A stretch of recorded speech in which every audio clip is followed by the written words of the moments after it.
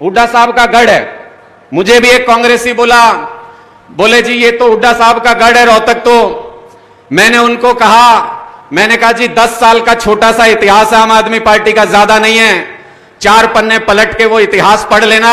हमारा इतिहास ही है गढ़ तोड़ने का। भगवान ने इसीलिए भेज रखा आम आदमी पार्टी के लोगों को कि गढ़ तोड़ने हैं सारे के सारे। हुड्डा साहब जमीन पे तो आम आदमी पार्टी का चर्चा है। हुड्डा साहब बोले चुप, क्या करते हो मेरे सामने आम आदमी पार्टी का नाम क्यों लेते हो? बोला जी माफी चाहता हूं हुड्डा साहब, लेकिन आपके सामने आम आदमी पार्टी का नाम लेता हूं तो आपके रोंगटे खड़े हो जाते हैं, मेरा काम आसान हो जाता है, दाढ़ी बनानी आसान हो जाती है। एक भी वर्ग ऐसा नहीं है जो समस्याएं नहीं झेल रहा। पहले 25 साल में कांग्रेस कबाड़ा करके गई और रही सही कसर भारतीय जनता पार्टी ने पिछले 9 साल में पूरी कर दी। 2024 में किसकी सरकार बनेगी हरियाणा में? किसकी सरकार बनेगी हरियाणा में? मेरी प्रेरणा, हम सब की प्रेरणा और आम आदमी पार्टी के राष्ट्रीय संयोजक, दिल्ली के मुख्यमंत्री माननीय श्री अरविंद केजरीवाल जी, हरियाणा आम आदमी पार्टी के अध्यक्ष डॉक्टर सुशील गुप्ता जी, कैंपेन कमेटी के चेयरमैन डॉक्टर तंवर, चित्रा सरवारा जी और मंच पर आसीन जितने भी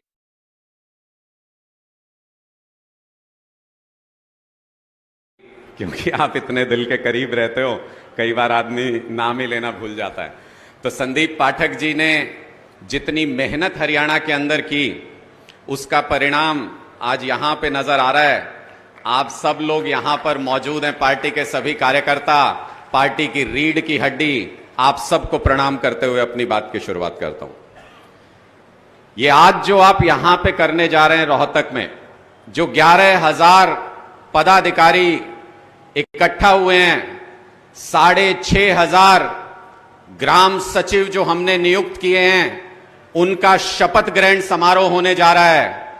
ये हरियाणा की राजनीति की दशा और दिशा बदल देगा। आज के बाद से आप ये समझ लीजिएगा। रोहतक को हरियाणा की राजनीतिक राजधानी भी कहा जाता है। कहते हैं कि राजधानी रोहतक के इर्द गिर्द घूमती है। कई मीडिया के साथी मुझसे पूछ रहे थे आज कि जी आपने रोहतक ही क्यों चुना इस शपथ ग्रहण समारोह के लिए? हालांकि कोई ऐसा विशेष प्रयोजन नहीं था, कोई ऐसी विशेष योजना नहीं थी। हमने पंचकुला में भी कार्यक्रम किया, करनाल में भी किया, जींद में भी किया, भिवानी में भी किया। अब रोहतक का नंबर आया तो रोहतक में कर रहे हैं। लेकिन ऊपर वाला सब कुछ कराता है। कहते हैं जो राजनीतिक राजधानी है हरियाणा की, जहां से पूरी राजनीति घूमती है हरियाणा की, वहां पर हमारा सबसे बड़ा शपथ ग्रहण समारोह होने जा रहा है, सबसे विशाल शपथ ग्रहण समारोह। कई लोग पूछते हैं हमसे, बोले जी रोहतक में रैली कर रहे हो? मैंने कहा ना, रैली नहीं कर रहे रोहतक में।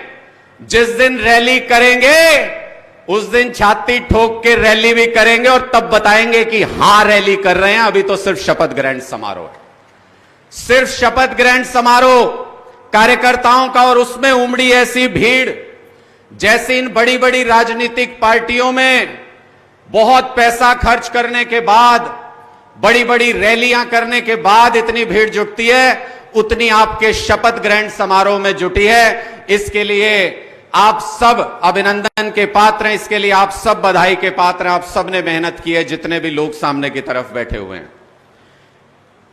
एक यहां पर कांग्रेस के कई लोग कहते हैं, अरविंद जी कहते हैं कि ये हुड्डा साहब का गढ़ है। मुझे भी एक कांग्रेसी बोले जी ये तो हुड्डा साहब का गढ़ है रोहतक। तो मैंने उनको कहा, मैंने कहा जी 10 साल का छोटा सा इतिहास है आम आदमी पार्टी का, ज्यादा नहीं है। 4 पन्ने पलट के वो इतिहास पढ़ लेना।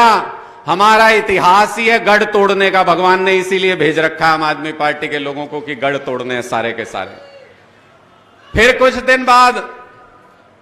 दिन बाद वो कांग्रेसी आया मेरे पास और एक ऐसा दिलचस्प किस्सा सुना गया जो मैं आप लोगों के सामने रख रहा हूं।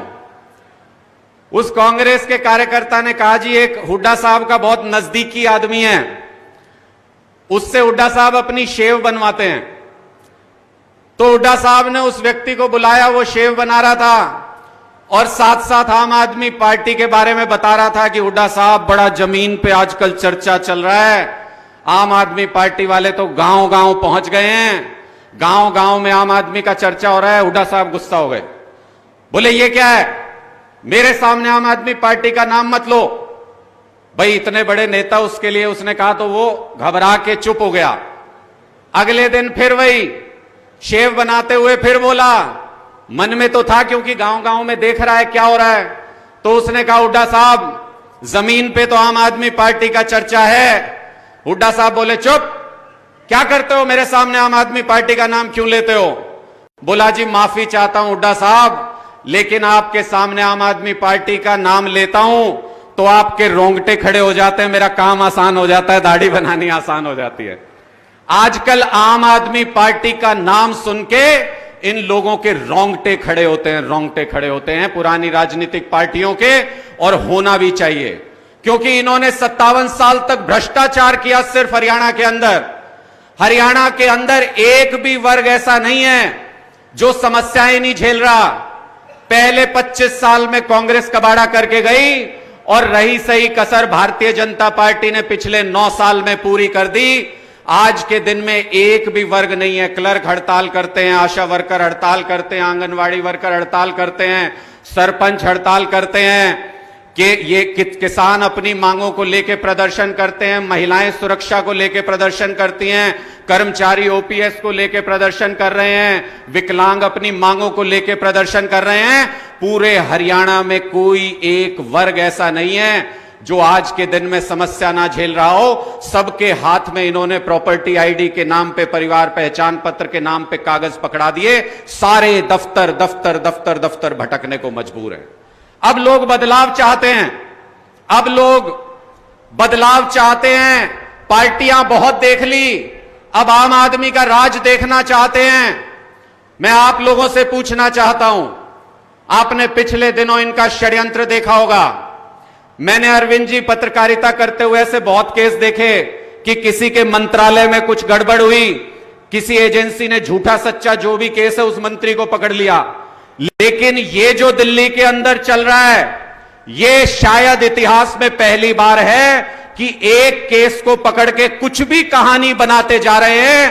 पहले सत्येंद्र जैन जी, मनीष सिसोदिया जी, फिर संजय सिंह जी जिनका दिल्ली सरकार से कोई लेना देना भी नहीं, और अब अरविंद केजरीवाल जी को जेल में डालना चाहते हैं ये बीजेपी के लोग। ये बीजेपी के लोग अरविंद केजरीवाल जी को जेल में डालना चाहते हैं।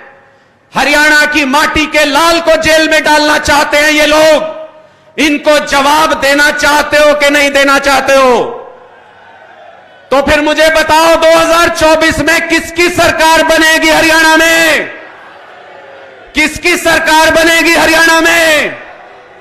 ये जवाब अरविंद केजरीवाल जी, जो हरियाणा के लाल पे भारतीय जनता पार्टी ने षड्यंत्र रच के हमला करने की कोशिश की है, इनको मुंह तोड़ जवाब देगा हरियाणा का बच्चा बच्चा। 2024 में बीजेपी के इन लोगों की जमानत बचानी मुश्किल कर देंगे। मैं आज यहां से प्रण लेता हूं, खून पसीना एक कर दूंगा अगले 1 साल तक, और मैं चाहता हूं कि आप सब लोग भी आज यहां से जब जाएं तो ये प्रण लेकर जाएं कि खून पसीना एक कर देंगे। लेकिन हमारे नेता और हमारे नेतृत्व के ऊपर जो इन्होंने षड्यंत्र रचने की कोशिश की है, उसका इनको करारा जवाब देंगे 2024 के हरियाणा के चुनाव में। करारा जवाब देंगे इन लोगों को हरियाणा के चुनाव में। मैं इतना कहते हुए अपनी वाणी को विराम देता हूं। हमारे वरिष्ठ साथी और भी अपनी बात को रखेंगे आपके सामने। एक बार मेरे साथ बुलंद आवाज में बंद मुट्ठी करके सारे साथी भारत माता का नारा बुलंद कीजिएगा, ताकि पता चले कि आपका जोश और जुनून कैसा है। और ये बीजेपी का जो हेडक्वार्टर है प्रदेश का, वो रोहतक के अंदर ही है। आवाज वहां तक जानी चाहिए। बंद मुट्ठी करके, हाथ ऊपर करके सारे साथी मेरे साथ, भारत माता की, भारत माता की, इनकलाब, इनकलाब। बहुत बहुत शुक्रिया आप सब।